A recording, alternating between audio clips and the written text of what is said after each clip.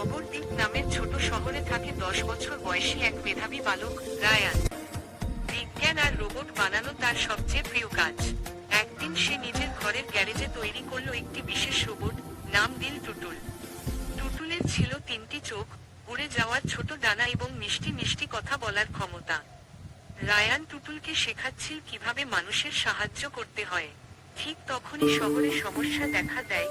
জঙ্গলের ভেতর পুরনো এক বনে একটি রহস্যময়ী আলো দেখা যাচ্ছে, আর পশুরা আতঙ্কে শহরের দিকে দৌড়ে আসছে। সবাই ভয় পেয়ে যায়। রায়ানের মনে হলো, এই রহস্যময়ী আলোর কারণ খুঁজে বের করা দরকার। রায়ান ও টুটুল মিলে বনে ঢোকে।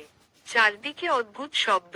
হঠাৎ তারা দেখতে পায় বনের গভীরে একটি বিশাল ভূগর্ভস্থ গর্ত, আর তার ভেতর থেকে বের হচ্ছে নীল সবুজ আলো। টুটুল তার চোখের স্ক্যানার দিয়ে দেখে বুঝতে পারে, এটি আসলে প্রাচীন এক জ্বালানি ক্রিস্টাল, যা অতিরিক্ত শক্তি উৎপন্ন করে চারপাশে আলো ছড়াচ্ছে। শক্তির কারণে পশুরা ভয় পাচ্ছে।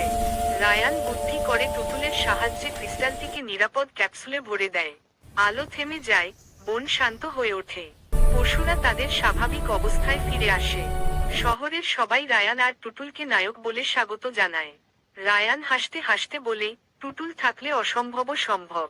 এভাবেই শুরু হলো রোবো বন্ধু টুটুলের নতুন নতুন অভিযানের গল্প।